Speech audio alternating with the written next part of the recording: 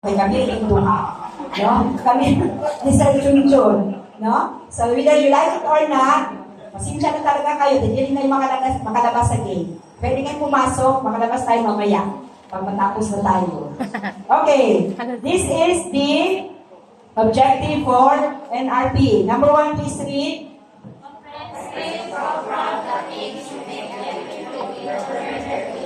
So remember, we will make, the aim of this NRP is we will make our learners to be literate. So, saan ang pag-literate sa bata? No, si Kuan, si principal, ang ilagay niya doon sa sa kinder sa grade 1, yung mag-senior na. Or yung kalaban niya, ilalagay doon. Or yung teacher na nag-practice pa lang paano magpa-reading.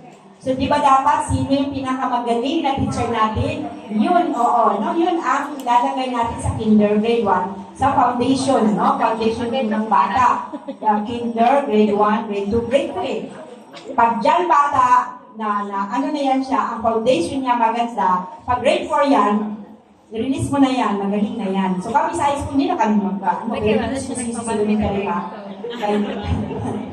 No? Walang sisihan dito. Sabi nila bawal. No? Bawal. So magtulungan. Kaya dito tayo para tulungan natin. Kung halimbawa dito na si elementary sa amin sa high school, tanggapin namin ng maluwag sa kalooban. At gawa na lang ng paraan. Mao ba, Ma'am Chelsea? Maluwag sa kalooban? Dapat. No? Kaya kawawa man ang bata. Anyway, nasa doon tayo lahat, we are family. So, ang mangyari is, tulungan nila natin yung ating mga learners. What if kung isang klase, buong klase na, halos hindi makagabayin ni mo, letter A, Sir Chan, what yun? Nan, saan man mo to? Ang matabo kay teacher, pagpasok, ang ganda-ganda, makita niyo yung iring, pagpasok niya, ang ganda-ganda niya, pagtabas na, nag-lusyang na siya. So, makalilate, no? Relate match, di ba? Kita kanina, na-presko taabod na, pagkawas na to. Na hopefully, para sa bata, gagawin natin lahat. Why na, sa 10 na hindi makabasa, ito muna yung ipopos ko. Yung bumunti pa lang siya. Kung baga, ibig sabihin sa 10, katong arang-arang sa 10, mo sa tipong banatan para makahawa, para siya na lang mabilin. Katong hindi mabasa, kinikini sa siya, una sa atin ay para, kung baga, napakaikuan, naakay improvement. Ay, kanina na akong i-focus, hindi ko basta, tagal ko siya tayo. Pero kung naamay arang-arang, banati ko siya, kaya para sunod bulan, sunod kuan, naka-transfer siya. O ano na mga strategy. Okay, promotes literacy development, anchored on the foundation of reading skills development in the early grades. So, una-una ko. So, yan sinabi ko kanina, no? Na yung reading skills ng bata, i-develop natin doon pa sa early grades niya. Kaya syempre, alam natin kung bata, pagpasok sa atin, wala yung alam eh. Kung may alam man lang, tinuruan mo niya ni nanay niya sa bahay. Diba, sulat, basa-basa. Pero tayo ang nag-follow up. Pagdating naman, kaganda ng bata kung magaling si teacher magturo. Bakit kaya ng private schools? Kasi kukunti lang sila. Kasi kumpleto sila ng resources. Sir? Ay, wala pa rin tayong mic. Sir,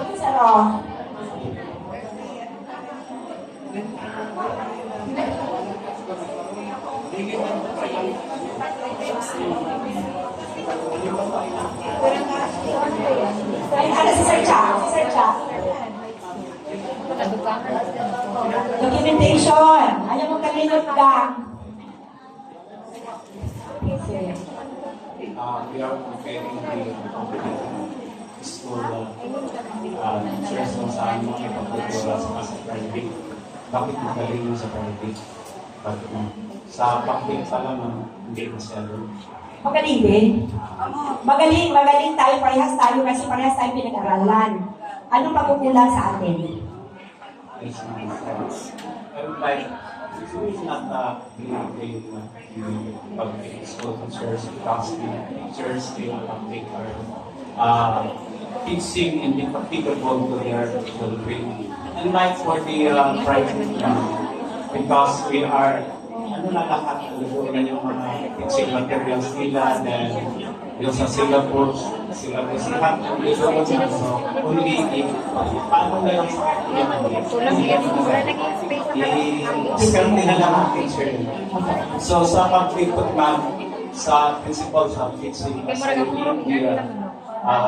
books of the ratio. So, sa yung principles na more on roping and clerical naman yung ginagawa ng public teachers.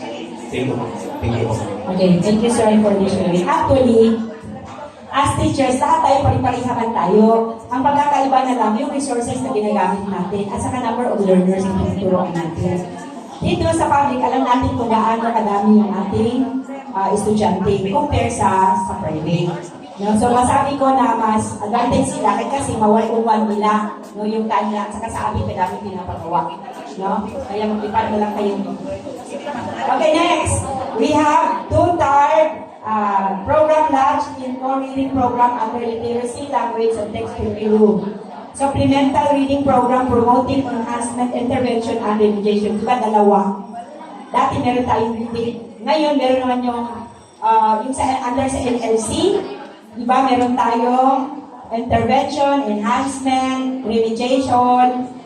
Tatlo lang ba yun? Apat. Consolidation. So that is under sa dalawang program na dito sa NRP. So ang hindi makabasa for the whole year, so babanatan naman natin sila sa summer. Diba ganun ang quality lang? So ibig sabihin, ginawa natin lahat para yung ating learners na makabasa.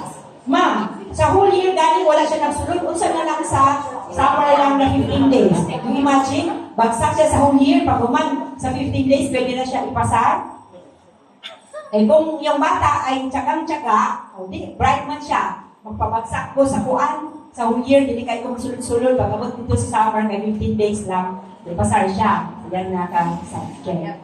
Pero ang tao, katong estudyante na talagang ayaw mag-aral, at pilitin natin, mahirap yun. Basta as long as ginawa natin, sige, go. Kung ayaw niya, pabilaan ko siya. Buhay niya yun, hindi bitaw lang siya printing. No? Pero kahit isiduhan man ta, palitin-tili, gawin mo na ako. Isiduhan ta, no? Labi na sa mga na mag-monitor. So, gawin natin yung gagawin na yung trabaho natin. Okay, end of school year program and is sustained in the regular school year. Diba? Diba? Sa reading? Reading. Kung ang gawin na lang pala natin na sige lang pabasa, sulat pabasa, kaya pag una, no? Yung panahon namin, oo, babi B, bobo, tapos habang babaktas ka, 1 plus 2. Diba? 9 times 1. Ay bakit? Kung pagdating sa school, may class ka, tapos doon, kung hindi ka nakasagot, di ba, mas kakak ka yun? O siya gawin mo, mas memorize ka na mag-memorize. Pero ngayon, gawin mo. Ikaw pa'y masala. Di ba? Manong ipatindog niyo for the whole period ang iyong anak. Sige. O dili, kasi ko. No? So, this is it. Okay? We have here. So, meron siya. Makita mo dyan. Sa center, makita mo. The NRP is comprehensive program that aims to make every Filipino learners literate.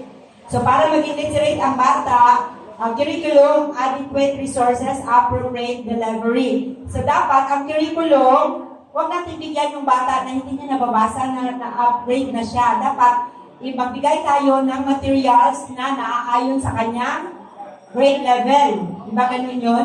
Kung halimbawa, advance ang bata, di much better. Ibibigyan natin ng advance din na ng materials. Paano kung nasa bukid? Diyan na makita yung pagka-resourceful ng isang teacher. Okay.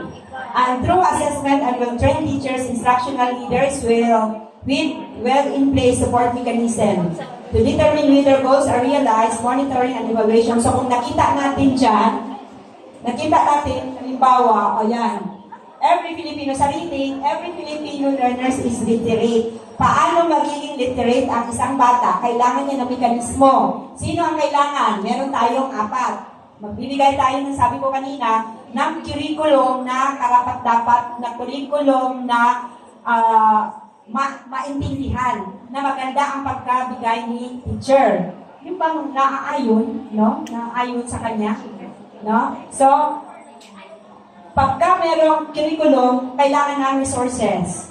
So, ano yung resources? Learning spaces and materials technology. So, ang pamuntahan na, kagaya ng sabi ko kanina, na andyan si teacher, andyan si curriculum. Ang tanong, di ba, matatag na tayo ngayon, di ba, sir? Matatag na.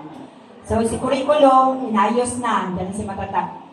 Papunta na rin yung libro para sa curriculum. Kung napansin niyo, inuna yung kinder, grade 1, grade 4, grade 7. So may padating na mga libro. So may ngayon, kanina may binigay na libro na grade 4 sa Malapatan 3. So deliver na pati na rin sa inyo. So bibigyan yun. And pagkatapos, na-deliver na natin yung para sa resources. So ang ibig sabihin, i-deliver na natin yung reading program na yung ituturo na natin based on the resources that we have. After that, nagpabasa na tayo. Dapat meron tayong assessment. As school leaders, anong gagawin natin?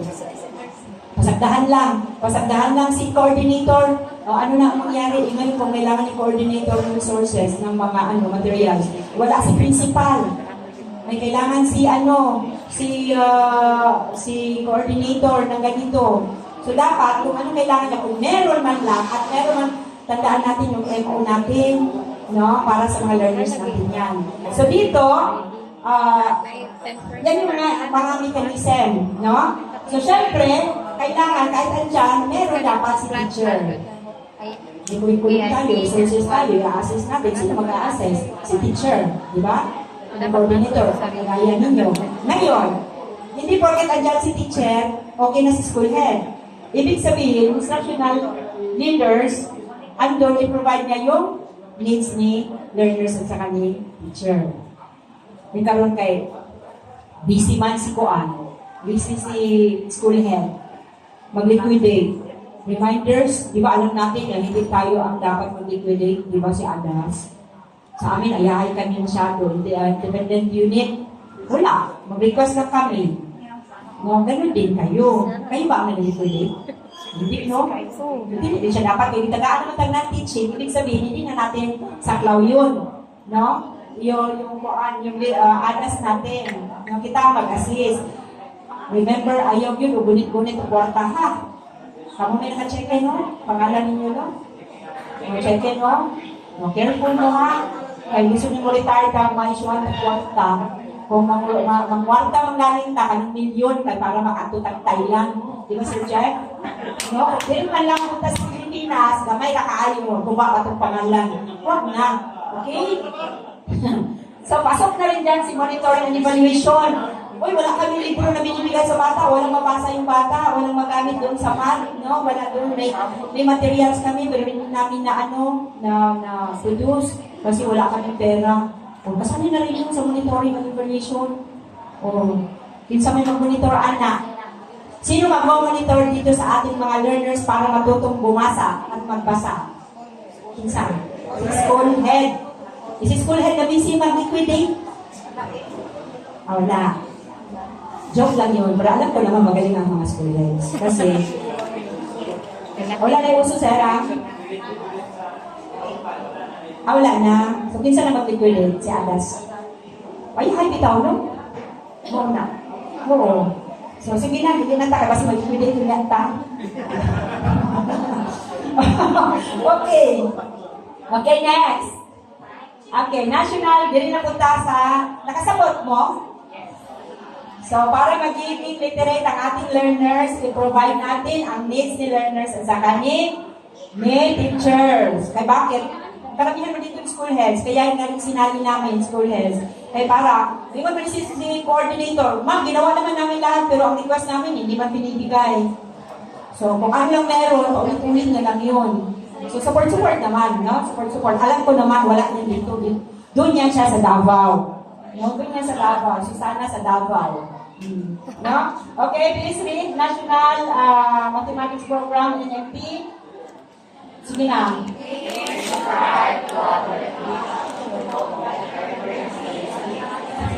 Okay, stop. Number 1 lang. Okay, ang purpose is collaborative action on better numeracy mathematics learning in school. So ang tanong, bakit nasabi ni Ma'am Assistant Superintendent na mayroong grade 8 ba yung grade 9, nakaabot sa grade 8, grade 9, hindi ito kabalo mag-plus? Napila ito kabuo, kasama ka ito sa Davao ng Japon ito, no? No, sa Davao ng Japon ito, walang saan, ng Children. No, hopefully, wala yun sa atin. Pero what if kung meron sa ating mga districts? Ano mangyayari? So, dapat tulungan natin yung learners. Magsige ba siya absent? Baka ito na natulungan siguro ang kanilang nanay no, at saka tatay para yun ang magturo. Ano wala man kay busy. Ay, ito ang palibong kita kaya may sala, no? Bakit tayo lang may kasalanan? Ginawa naman natin lahat. Ako lang Japon, ako lang Japon. Pero tandaan natin, gusto naman natin kasi andito tayo sa agency na to. Kung ano ang ipagawa sa atin, gagawin natin. Ngayon, kung ayaw nila, bawal ba yan? No? Makasuhan tayo. As long as ginawa natin yung ating part, di ba happy din tayo kung mapabasa or mapaano natin ating mga learners, no? Happy kayo niya. Kung buhit, ingata ka, may nagbuhit sa likod mo. Uy, yun pala yung learners hindi parunong mathematics, pero nagiging hindi na ako mag-mention ng kurso. Naging accountant. Di ba, ang dating is late bloomer siya. Di ba, nalikawin siya, ay, bakit hindi ako marunong? Bakit siya marunong? So, tendency, ganon. Improving shared understanding of numeracy and its critical connection with mathematics and the real world.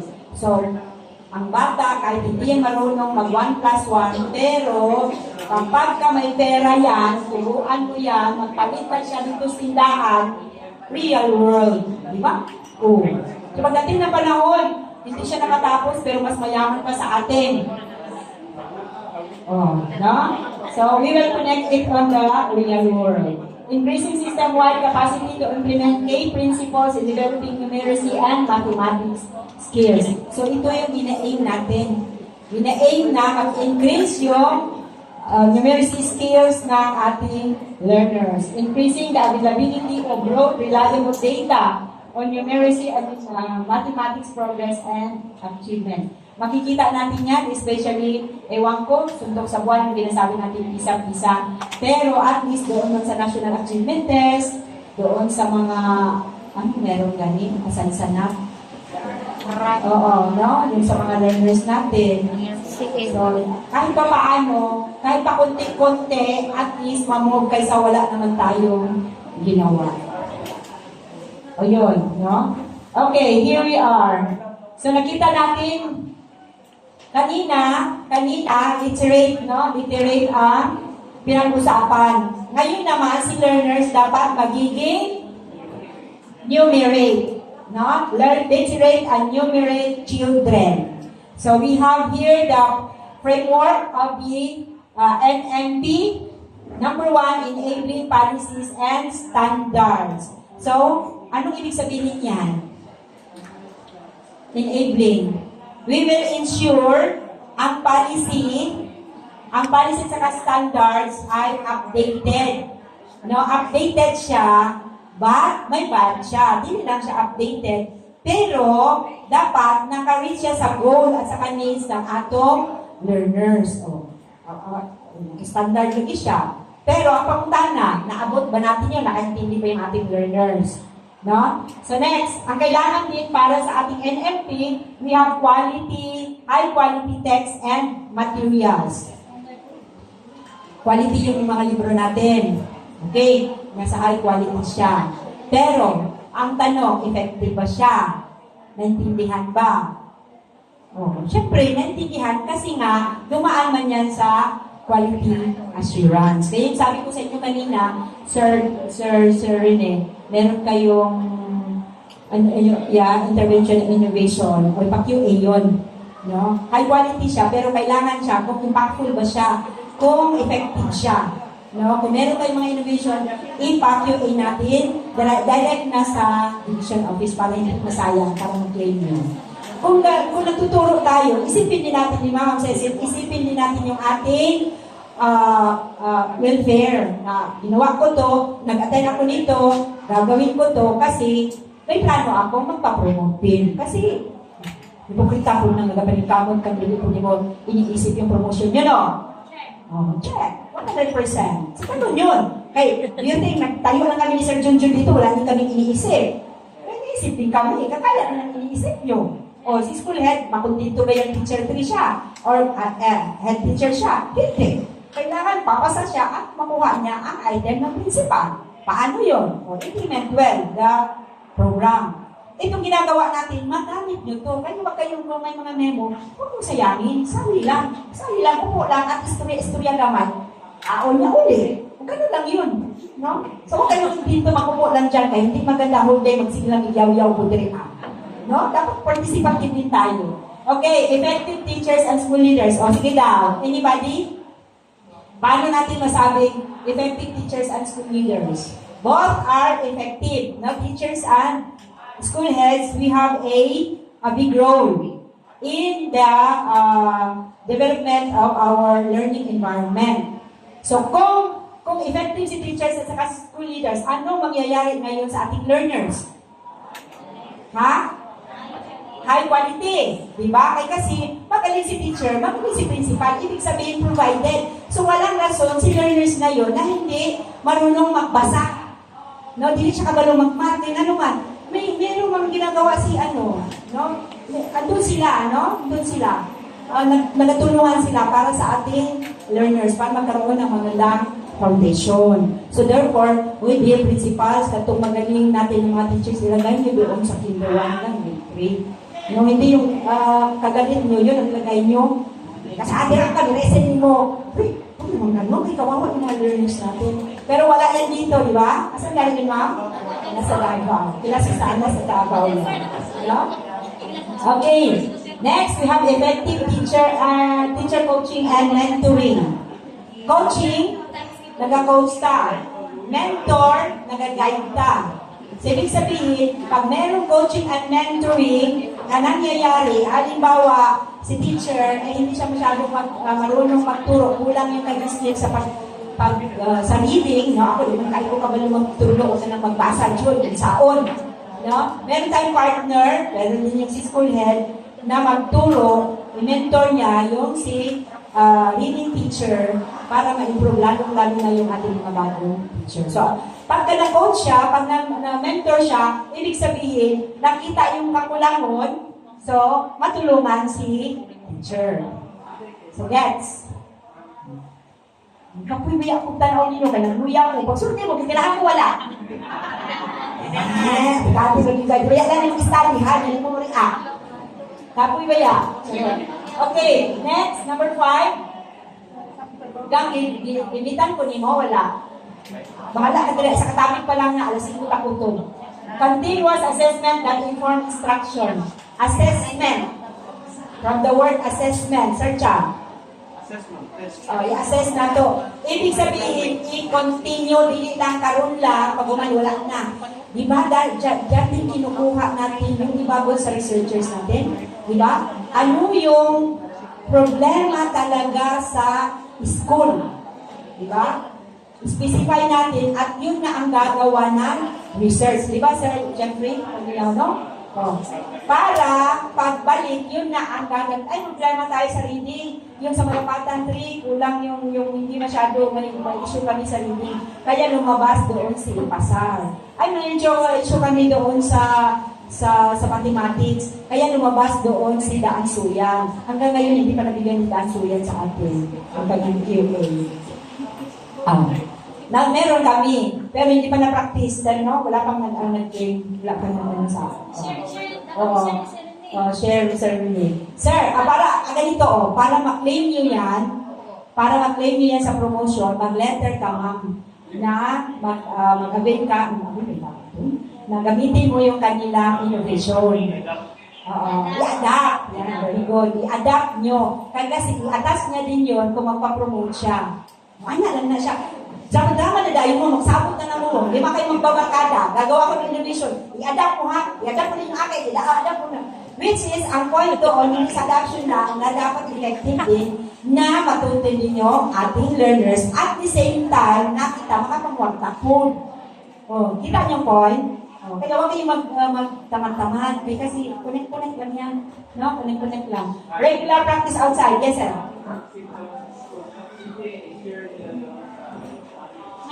Opo. Pwede, sir. Halimbawa, doon kay, kanong Ginalyn, mayroon siyang innovation effective sa kanya. Tapos, i-present niya yun doon sa kanyang district. Kami naman ang ibang district na maganda yun, pwede rin kami mag-adapt doon, mag-letter kami at ipagamit. Pwede rin siya mag-orient. Ganun yun, sir. Maka-orient na rin yun si Ma'am Ginalyn. Tapos kayo naman. Ganun yun siya. Pero di lang mo ito ang tumtumong ha. Ang atong tumong magamit nato itong materials para sa atong mga learners. Nga, ang ato ang frustration, ang atong, sa pa na pinakababa ng frustration naman siguro. ONR, no? Uyak na namin NRP, RIP. Yan. Naluko-ipol. Wala na. Pag-asa ng bayan, paya na sila. Sa akin na lang. No? So, ganun yun siya.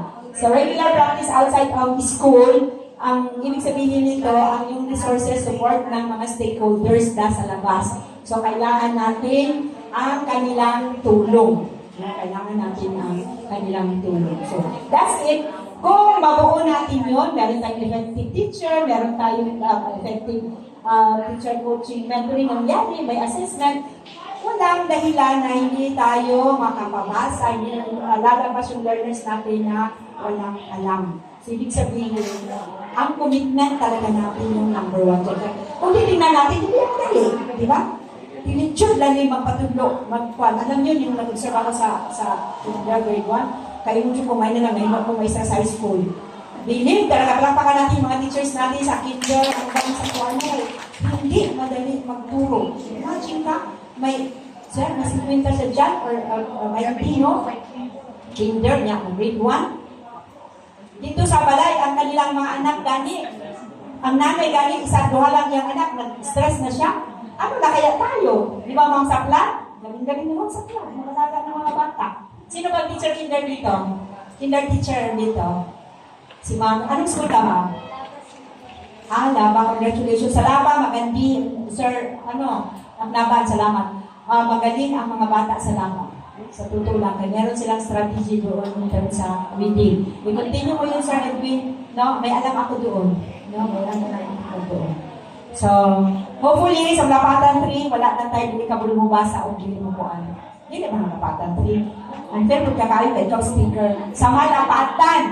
That's one ganda sa Antukulon. No? Municipality. Okay, so here. Next. Ayan na. Lumabas ito kanina. DepEd order kanina. DepEd order number 001 series of 2024. Anong balik natin? 23. Hindi. DepEd order kanina. DepEd order number 001 series of 2024. So, dili siya order, kundi memo. Okay. Similarly, to bolster the basic education priorities articulated in the Matatak agenda and accelerate the achievement of education targets as stipulated in the order number 13, 2023 titled Adoption of the NLRP. There is a need to intensify. So here, sa kanina DepEd order, kailangan natin i-intensify yung values, health, and peace, no? Education remain is priority in compliance with the RA 11476 and the good manners and right conduct. Napabanak sila? Good manners? Yes, of course. Hindi naman yung lahat, no? May marami man din. Okay. Which recognizes the role of the youth in nation building. The urgency of peace education is prompt response to the 2022 PISA. Kaya lumabas na ngayon, i-strengthen na natin itong si Values, Health, and Peace. Kasi nang dahil kay PISA, sana hopefully mabawit natin at mabaliktad yung papel tayo ang number 1. Kaya, makaya, kasi pupunta Pilipinas sa Thailand. Di ba, sir? Para mag-benchmark kayo, sir, no? Ay, talaga? Magaling? Okay, tayo magpunta ng Thailand, magaling man lang pala ang Pilipinas. Sige, okay. So we have here No? Ang DepEd Memo 2024, please read. O sige nga, pakibasa.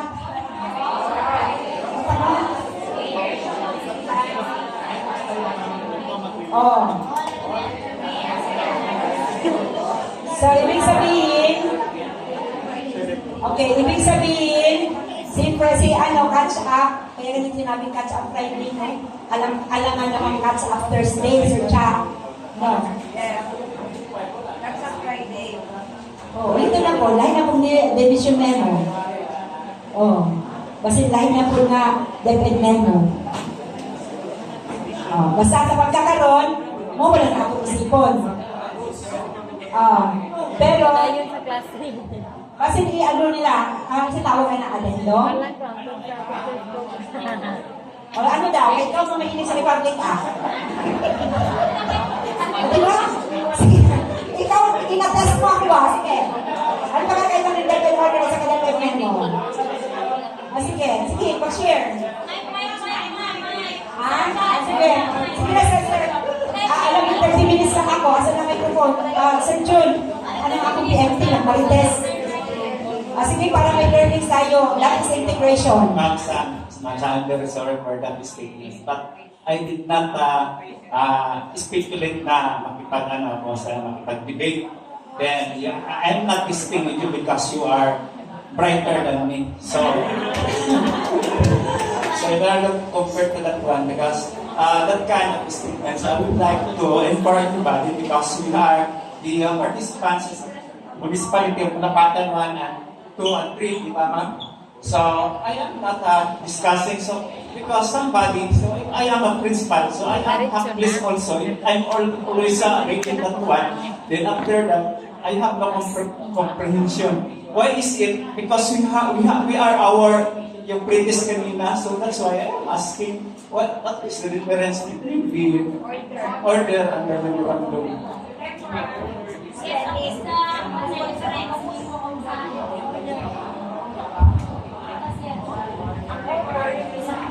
Sige. The DepEd order is, so one says, memo is temporary. Sige, pag-isip na may minutes na. Okay na, 30 minutes na ba ako Okay na, ha? Si Sir Cha, actually, muna siya walking secretary siya. Walking Supreme Court SRA. Horizontal ko, Okay? So, this is it. DepEd Memo number 001-2024, Catch Up Fridays. So, kasali na, di ba sinali? Nag-i-appeal pa manadala, kabalo naman din. Alam ko, alam natin, pero ito man nakalagay dito. Isali na lang din natin, ha? Sa values, health and peace education shall revolve around the monthly themes. May binigay dito na themes, quarter 1, quarter 2, may mga themes dito. Its main objective is to reinforce learning. Reinforce learning. Di ba natuturo na tayo? Di ba natuturo na tayo? Bakit kailangan pa? Kasi may mga learners na kailangan ng follow-up. So, kailangan natin sila i-reinforce. Teachers shall engage in collaborative expertise. Remember, meron tayong CE. Yung bang meron tayong mentoring, meron tayong tutoring, or meron tayong nag-uusap tayo ay 30 minutes lang, nag-CE. Iba man yung Slack. Yung Slack, as a whole, at 2 hours, 4 hours. Halimbawa, dalawa kami, mag-sync kami sir, pwede rin siyang ipasok doon sa Slack. Ibig no? Napit ko na expertise na mag-i-Slack. Pareha na sila. Kaso, si collaborative, only 30 minutes lang na marites buha. Ano ba ito?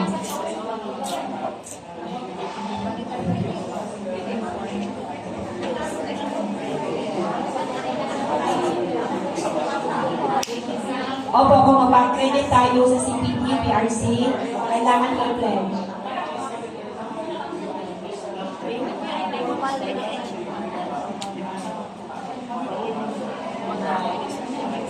Pero kung naangay sa tulod sa iyong school, yun na lang muna ang ano mo, kaya mamidalo pa sila.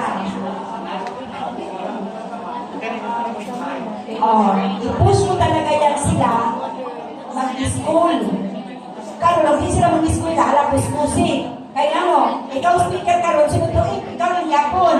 So, ibig sabihin, i-encourage mo yung mga teachers na mag-aral, magtapos, para makatulong din sila sa iyo. Ngayon, ang concern mo, sir, kung wala kang pwede man, ang problema lang is hindi ka makasipili.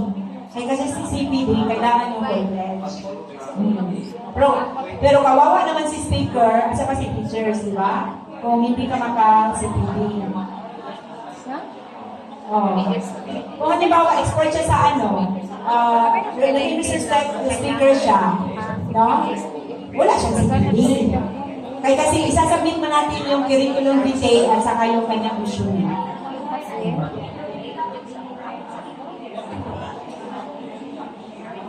Oo, pwede man. Yung mga Opo. pag may higher ang kuan, higher qualification. Halos mga picture mo na pinapadala ko.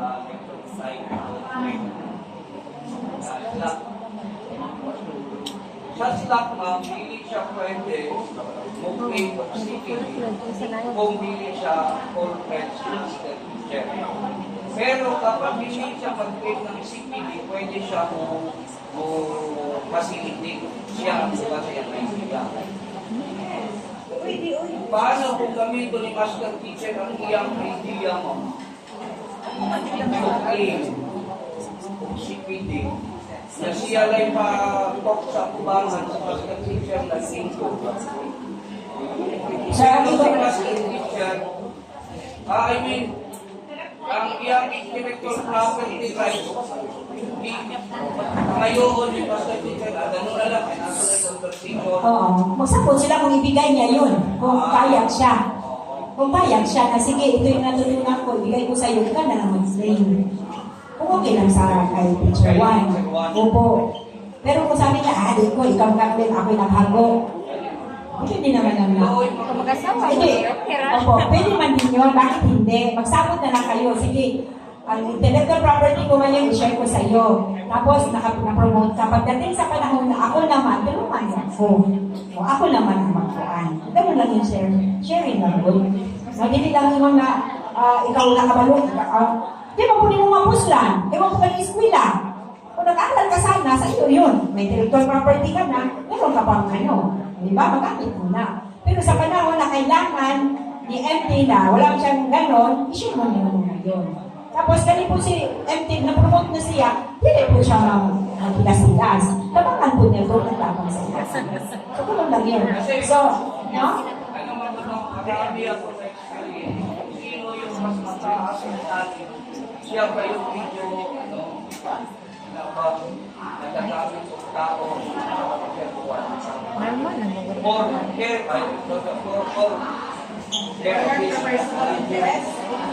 sila lang yan ang ganun May personal interest siya. Oh, it happens in Davao only. Sa Davao, sa sana, rin naman ako. No? So, hopefully, wala yan dito sa atin sa Malapatan. Eh ngayon, kung gamitin lang yung teacher 1, asa kasi teacher 1 ang paggamit, sige lang kay, mabalik naman na. What you sow is what you reap. Di ba, ma'am? Sige. Pero ako, ang concept na lang dito is, tabangay na lang. No? Tabangay na lang. Okay. Sige.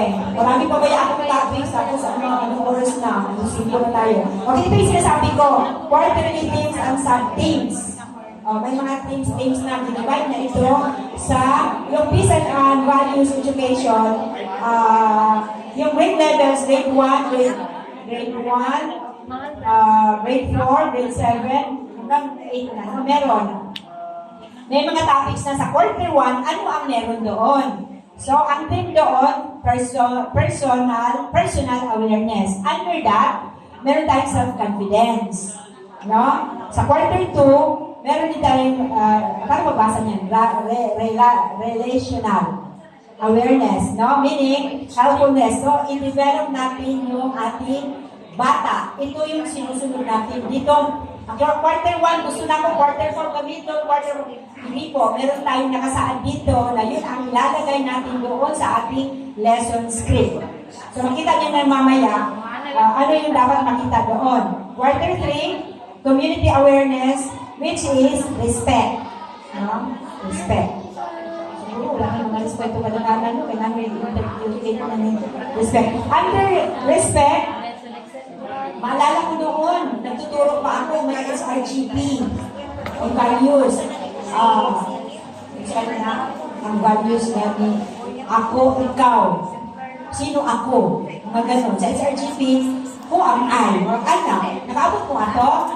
Ay, mas bigla lang ko sa inyo man. 19, kulang na siya ikaw na. 2000, SRGP, sir. SRGP, walang kapasa ng 98. Oo, homework guidance, may libro talaga yan. Na may 30 minutes, first period, 30 minutes, may libro yan siya. Ganito talaga. Oo, may first, oo. Wala sa elementary. Sa secondary, meron yan. Wala lang talaga yun, kaya may 30 minutes ka. Ang SRGP, hindi yan panglinis, no? Kung hindi, may time may 30 minutes na mag-klase. Ito na binabalik ngayon. No? Quarter 4, National and Global Awareness. The Good Citizenship. Basahin nyo na lang kay marami man ito. Kung isa-isahin natin talagang abutan tayo ng oras. Grade 7, anong dapat i-develop? Katatagan. Resiliency. No? Resilience. No? Second quarter, nationalism. Third quarter, compassion, the sympathy, the empathy. And the third is good stewardship. So sa baba, may concept siya. Peace concept, positive, negative. O ano yung dapat dyan. No? So, i-run through nyo lang kay ibigay namin ito sa inyo after. Hindi mo na kayo kay baka nyo kayo makinig sa amin. So yan, peace and values sa grade 11. Meron din grade 11. Pari-pariha ang quarter 1 to 4. Tapos dyan na tayo magkakaiba sa baba na. Sa grade 11, intercultural relations, intercultural understanding, social justice. So, makita. Yan, ilalagay natin doon sa ating lesson school. Grade 1, health and education. Sa health education, quarter 1, disease prevention and control.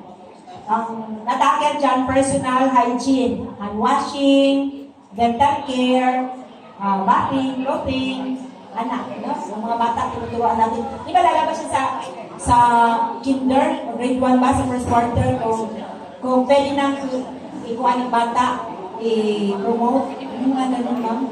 Or sa kinder yan, sa kinder, no? Kung paano mag-arrange ng kanilang plato, sa kinder pa lang. Yun. So we have here also that grade 2, grade 5, grade 8, and ang sabi, that is suggested something lang ha. Topics and issues provided are aligned with the curriculum standards and content. All these should only serve as a guide for field implementers. As such, schools and teachers are encouraged to contextualize. Usually, nag-contextualize ng tanong, kaya hindi man pwedeng napoy time yung sa tawag yan, dito sa baba, kuminsan hindi natin ma-apply doon yung sinabi doon sa taas. Okay. Based on the varying needs of learners and communities. So, that will be all for this first session.